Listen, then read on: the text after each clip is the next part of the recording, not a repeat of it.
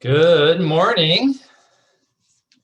All right, so again, I'm going to give just another minute for some late minute stragglers coming in. It's Thursday morning. Apparently, people like to run a little bit behind. Mr. Booyan, hello, hello. How are you doing today? So we've got the chat window there. So a couple points of house cleaning. There's a chat window there. Feel free to use that. There's a Q&A. If you want to send a chat directly to me alone. Actually, the chats do not go out to everyone. They will actually come to me and I will see them and I will respond to those via audio. I actually take this off. I don't need it. And I'll respond to your questions, various things like that. So feel free to chime in, ask some questions. And yeah, I absolutely would love to hear from any of you. Doing fine. That's fantastic. So yeah, we're going to be covering today the challenges of investing in real estate. You know, what are some of the things that some of those that are new to real estate investing they're not expecting, or some of those that have gone through it, maybe how to solve some of those problems. So depending on who is in the webinar today and who chimes in and asks questions, I have a lot of different slides been put together here, but mainly I'd like to have just kind of an open mic or open chat, I should say, on questions. What you run into, maybe how to solve some of those issues, and maybe there's some other individuals in here that experience those that can chime in as well. So yeah, because there are a lot of challenges. So I would like to know, maybe put in the chat window there, what experience you have in real estate investing, whether you've done the whole landlord route in the past or currently doing it, if you've done any multifamily units, 5 units up, or if it's just been residential, 4 or less units. And how was that? Was it good experience, bad experience? Did you lose your shirt? Or is it going fairly well? So feel free to bring up those points. So here at Equine Help, so I'm the director of philanthropy investing. For any of those on here that have not talked with me directly, I'm the director. I'm in charge of the gatekeeper, so to speak. This is a system that Equine Help is doing themselves, but we're very purpose-driven. We want to help 10,000 families, and we realize that we can help much more individuals if we open this opportunity up to others, because we're just doing so fantastic. Our average net performance on our portfolios is going higher and higher every single year. It's gone up a point. It's about 11.04 for 2020. That's the net return. So we are considered a high return, very low risk system. But it is real estate. It's a portfolio. We're an investment company that utilizes real estate to back that investment portfolio. And so it's a little bit of a hybrid system with us, but we're doing fantastic. We're crushing it. I've got so much capital flowing in and so many houses and deal flow happening that it's crazy, absolutely. So I want to do these webinars as a help flow to answer some questions, to kind of start creating this tribe, to start creating this group that can answer each other's questions, problems, and kind of put people in contact with each other, or just with myself. I like to know, what it is you're running into and the problems, and whether it's helping it with us. This isn't the only system that our clients are doing. Of course, they have a portfolio and they're doing a lot of other things, whether it's a 3-tier or 5-tier investment system. They might be doing some other high risk investments. Going to be higher return. They're going to be much higher than our 11% that we're producing. But obviously with that higher return comes a higher risk. It's almost same in real estate with supply and demand. The pricing tends to follow the demand, not necessarily the supply, but, are people wanting the houses? And similar to this, it's that risk will go up with the increase. And so if you want a 30% return, it's going to be a much higher risk with that. But anyway, so they're doing a lot of different investment systems. So ours is just a piece of that pie that are mitigating that risk mitigation factor in that portfolio performance.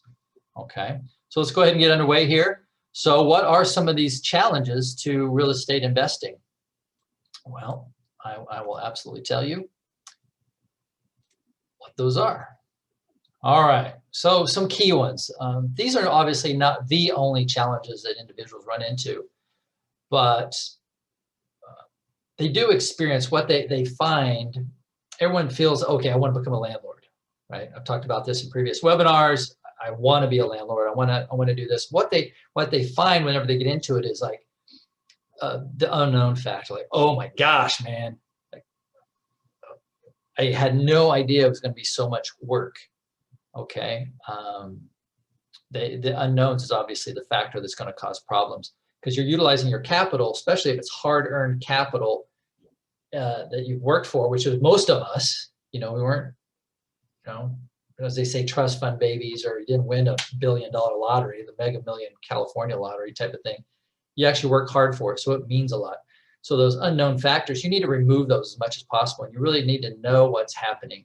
In our case, we do all of that for our clients, so they don't have to worry about it. They are truly an investor where they're just investing in a system that's working. They don't have to worry about knowing that market. Everyone tends to, it's very much an emotional buy when you're a landlord. If you live in St. Louis, you want to buy in St. Louis, right? You want to invest in your backyard, so to speak. And I know, because our big data tells us which markets to stay out of, which markets to go into. But investors on the ground have these blinders. They're only looking at St. Louis. That's where they want to buy. And I will know what price points to buy at, or stay out of that market entirely, or how far to go out of Detroit before I want to start buying. There's an exact circumference, exact lines, and neighborhood markings where I'll know to go into. So these are things you are going to have to know. Okay, what's that market telling you? And it changes, just like marketing. It might work one day, but it ain't going to work the next. I've owned a marketing biz. It's constantly changing. So you always have to have your big data system set up where you know exactly what's happening at one time, and while you're looking away, it's going to be changing. So you need to have those systems in place. Okay, and I can give you some suggestions and various things like that, but it's quite a bit of work. That's why you're not going to be in so many markets. Even though you're not going to be in the better markets that I know to go into, you're not going to be able to keep your finger on the trigger because you don't have a team underneath you, which is another factor that I'm going to go into. Okay. And obviously, knowing that market, it goes along with locating the right property. Okay. What kind of property do I need to buy? Is it residential? Is it 2 units? Is it 4 units? Most people are going to get started. I got started. It's going to be smaller. You're going to start small, and you're going to get bigger. Okay. Metrics, rate of return. What is it you're actually looking for? What can you afford? It's going to take some work to figure out what are those. Now, I'll cover each one of these points in detail here in just a moment, but your metrics are going to be your metrics. So many people measure it differently. What is important to you? Is it cash on cash? Is it the IRR? Again, I'll go over some of these different things. Even your cash flow. What cash flow do you want?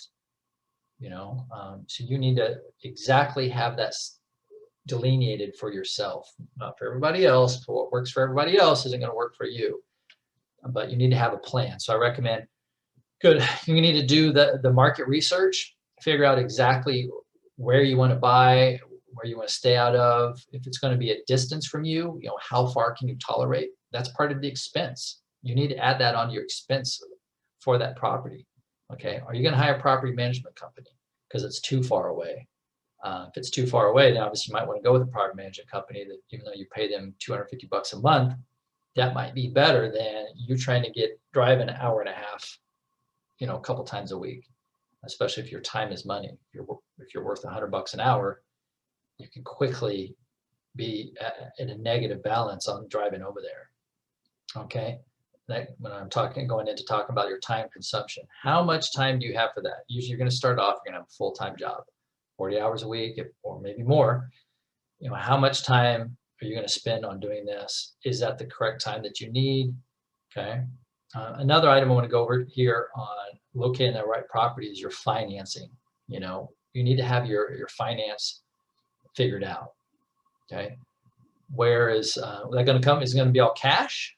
Are you going to leverage some debt, which is kind of, I'm going to say unfortunate, but It just is what it is. Some people are going to leverage some debt. So it may only have 40. I talked to a gentleman yesterday, he had $40,000 and he wanted to get started.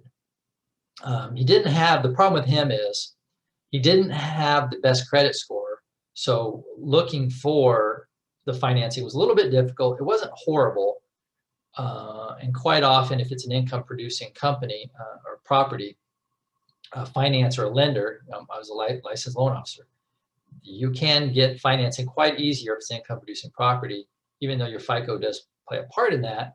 They're going to base it a lot on that property itself. Okay.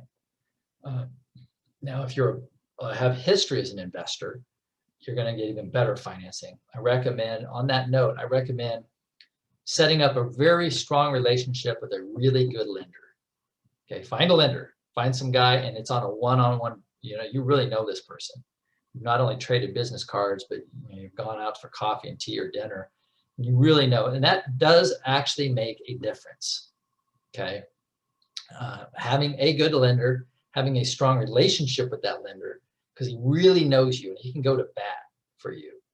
Okay, even though he's not going to be the one underwriting the loan, but still he can go for bat for you and he can really help, kind of open the doors from some really good financing products. Okay. All right, so let's go on to the next one here. All right, so knowing the market. So what we're looking at here, these various, obviously baby boomers, so demographics matter. Statistically, baby boomers have significant influence over the real estate market, of course. It's huge, huge market.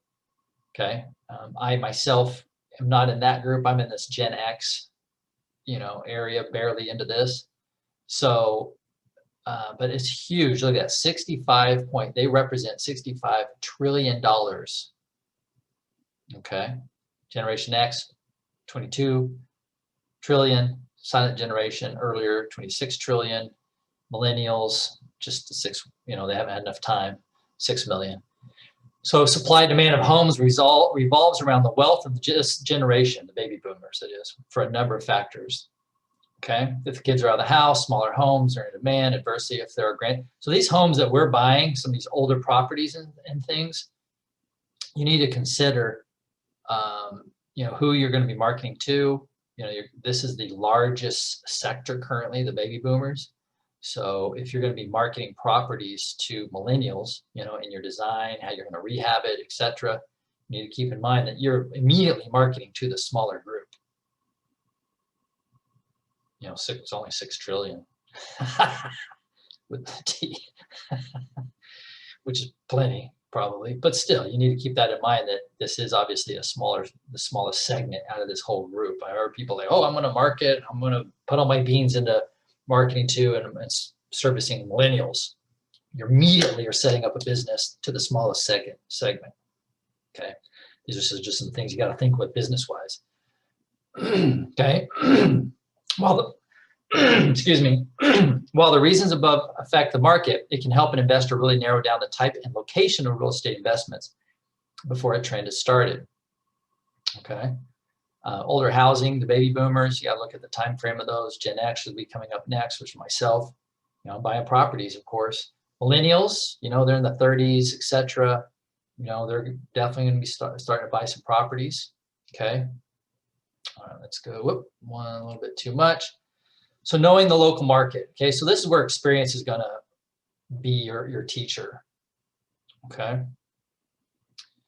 So one, you either know the data yourself or you hire someone that has the data and you pay them, like a property management company. Like if you don't have the data, one option, like as I mentioned, is hiring a well-positioned property management company that can help investor overcome any of the challenges you run into and any problems. Okay, so that's something you want to take a look into, and so that's a huge problem. Now, one thing that I've run into, I had a gentleman, Lewis, he way far away from Detroit, but owned 4 properties in Detroit, so he had to have a property management company.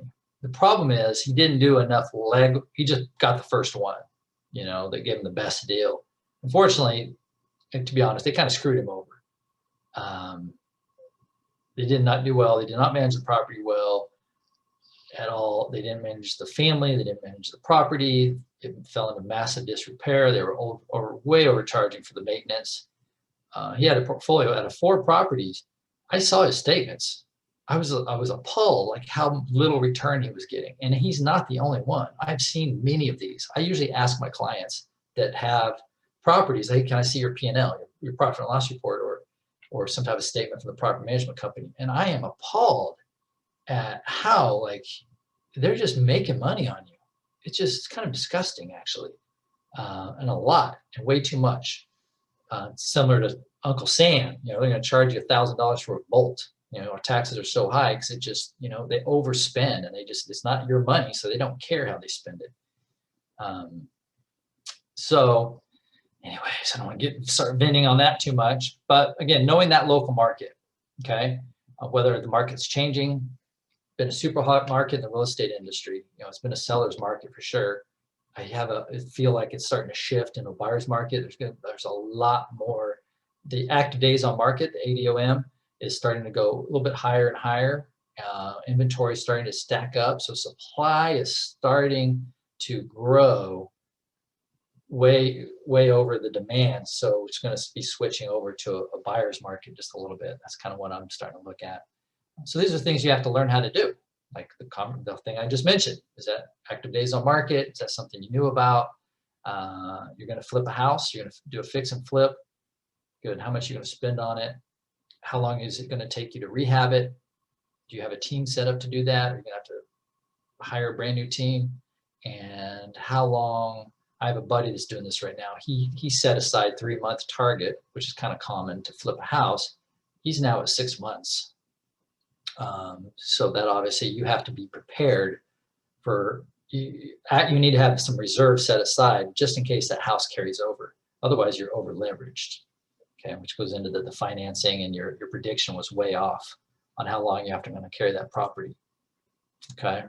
Again, knowing the market, you got to know the economy. If you're going to get into it, so the key things you need to know in this area is, I would recommend setting up a system for yourself, like Atom Data Solutions. You can take that note down. It's a really great source of real estate data. Obviously, Zillow is okay. But there are a lot of different resources to look at the market you're in. So whatever the county is and the state that you're in, look at it and start figuring out way before you actually get into the property. Give me just a moment here. There we go. Way before you get into buying that property,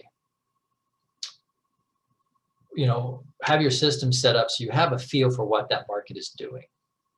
Okay. Is it a seller's market? Is it a buyer's market? And what's my predict if I'm going to flip this house? Where's it going to be at 6 months from now or 9 months from now? Always estimate over. Like you think you're going to flip it in 3 months? Okay. Prepare for 6 to 9 months, or even better, 12 months. Have 12 months in reserves, because you're going to have to carry the mortgage on that property if you're leveraging debt. And you don't want to go upside down. So you have a family and all that, and it starts causing lots of stress. Okay. So these are things you need to take in consideration. Obviously, as we were just discussing, locating the right property, 3 factors that affect returns. Obviously, the neighborhood where you purchased the property. Okay, choosing between new and existing home, and finding the perfect person to rent from you. So obviously, it's the market and the area, the property itself, and the family that you're going to be putting in there. Okay. Neighborhood. We'll look at each one of these. So obviously, where you choose to purchase your home, it's going to have an effect on your return. Now, if this is an area that you grew up, again, it's an emotional buy. Which is pretty common for individuals that come in. I want to buy where I grew up, and so you're very familiar with that neighborhood. So this isn't usually too much of a factor, but the problem is people that want to get into real estate investing believe in that way too much. It becomes, when I say it's an emotional buy, like they're just buying it because they love that neighborhood and they really want to contribute to the gentrification of that neighborhood, the property coming up in values and all that kind of stuff. But it might not be a fantastic neighborhood. So, you need to be aware of that.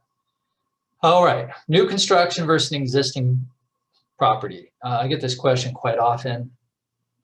You know, new construction loans are pretty fantastic right now. They're starting to be really, really good rates right now. But I get the question, should I go with new construction, or existing property, et cetera, et cetera? I don't know. There's never a pat answer on any of these. All you can really do is I can give some suggestions and some advice on what you need to look at. All right. So some points here. So new construction can offer attractive pricing, options to customize, modern amenities, etc. But all right, so downsides can include longer commutes back into city centers. Because obviously new construction is going to be you know, there's a master plan being done, and it's obviously away from where all the other, it's already been built up. So they have to go further and further out. So increases commute time into the city central, of course. So that's a factor you gotta consider. How far out are people willing to tolerate? You could ask some people, survey, go to that neighborhood where you're thinking about buying, actually knock on some doors. I've done a lot of door-to-door work. Knock some doors. Hey, you know, what's the pros and cons of living out here? You know, that's a very strong advice for you. It's really difficult for people to do. I've had very, very little people do it, but literally figure out where you want to move, where you're going to build the house, and go knock some doors. What's good about the neighborhood? What's bad about the neighborhood? Where do you work? How's that commute? Et cetera, et cetera. You'll get a whole lot of data. You'll get that experience, which is one of the factors that you really need to have, the experience and knowledge. Okay.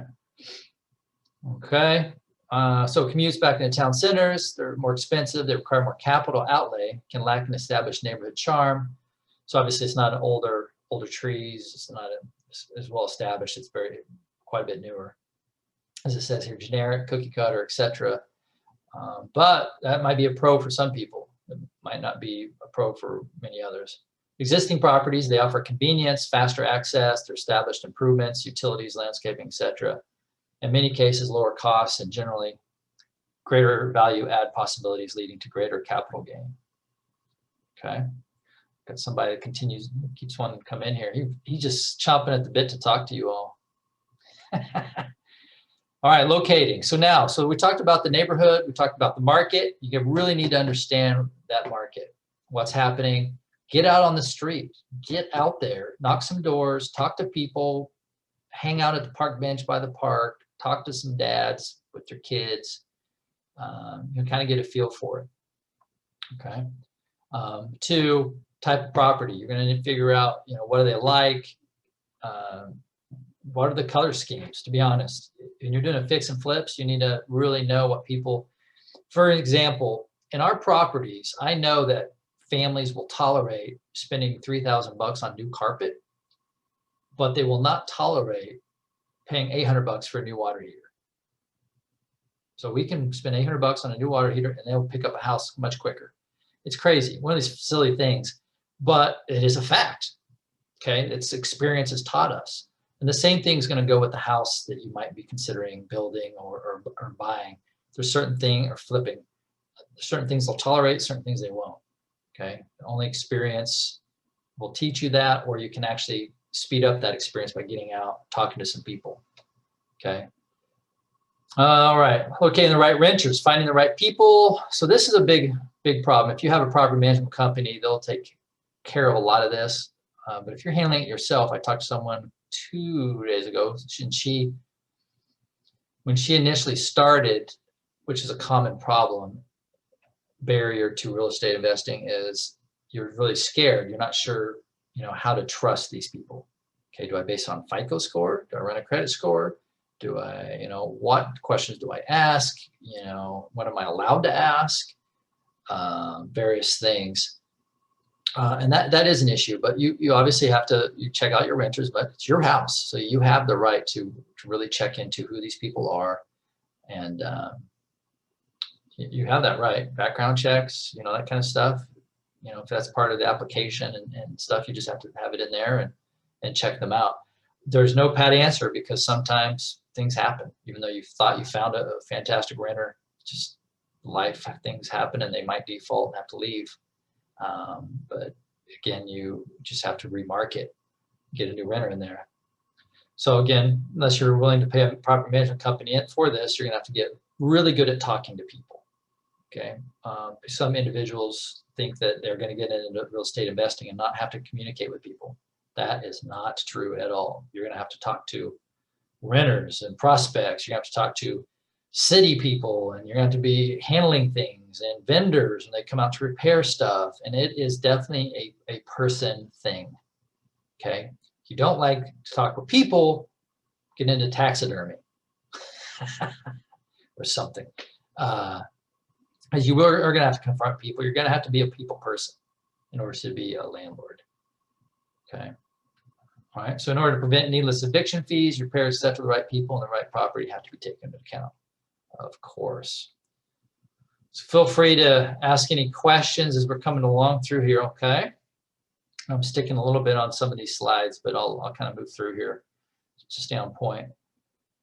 Metrics. Okay, I don't want to belabor this point too much, but there's a lot of different metrics that are important to you. Reach out to me yourself. I can help walk through a lot of these, whether it's your required rate of return, your internal rate of return, your cash rate, your cap rate, your cash on cash, what are important to you. How long are you going to be holding the property for? And what metric do you need to use to look at that? All right, quick question. What is the time and cost of eviction and marketing? That's a good question. For us, it's 90 days. We do a 90-day eviction process, and we have our own method of doing that where we do not go legal. We want to avoid any legal fees. And what we use is what we call cash for keys, which is pretty common. You just look it up. It's cash for keys, and it's a simple, good, here's $500, get out. And it works majority of the time, 90, 95% plus percent of the time, it works. And now, are you able to do that? Or what happens if that doesn't work? Obviously, it does happen where that won't work. They just will not get out. They think it's better for them to stay in and go legal. And then you have to go this whole legal route and pay sheriff fees and pay attorneys and pay things, and it sucks. And it just throws off your return.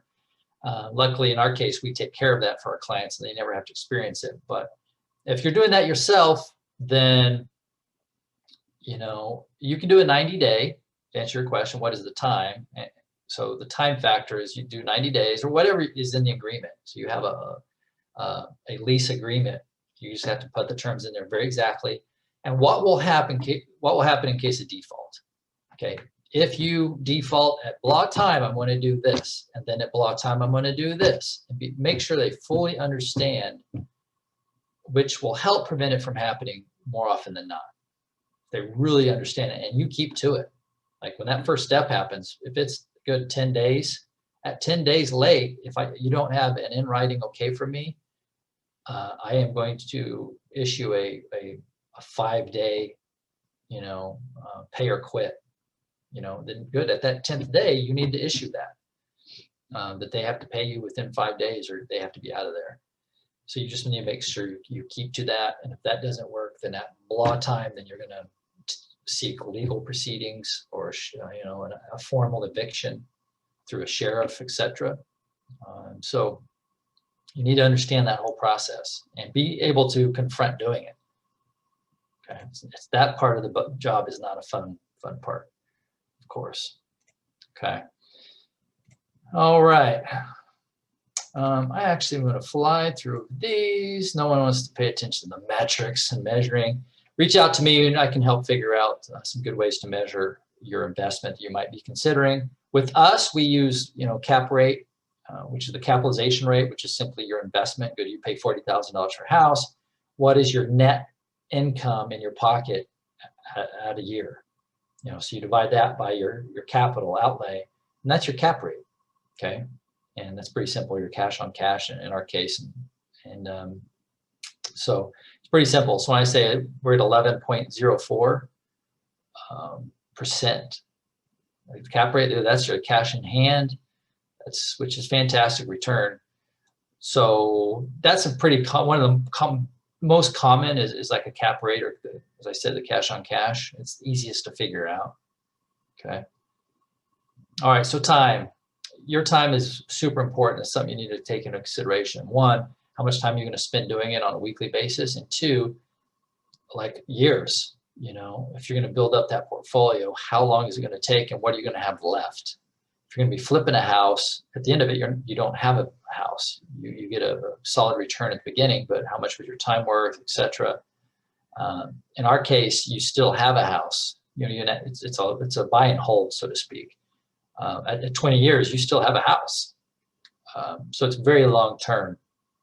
And in our case, your time consumption is very little because you don't spend pretty much any time doing anything on the house directly. There's time in deciding on the property. You obviously have to make a lot of decisions on which property to buy, what to do with the family in certain instances.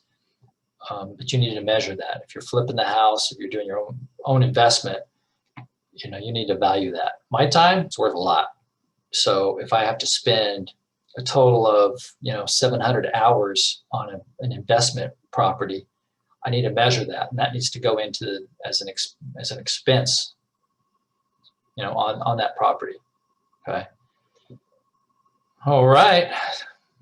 Turnkey solution. That is what we are. So I have a lot of other data to go over regarding this subject, but feel free to reach out to me. We're right at our 30-minute mark here. I want to thank you all for coming out here. But, if you want to be an investor, if you want to be a landlord, then go be a landlord. It's a job. Go do that. If you want to flip houses and get into that, create for a while, then go do that. If you want to be like an investor, our clients are truly investors because their money is making the money. Okay, they're not having to do it. It's not their time for dollars. It's not based on all that stuff. It's truly like their cash, their dollar is the soldier. Their dollar is being put to work to make more soldiers. And if you're looking for something like that, then reach out to me for sure. Many of you on here a couple of you on here are clients already. So you're experiencing it. So I absolutely love that. I'm sure you're super happy with your 2020 portfolios. So you're very welcome.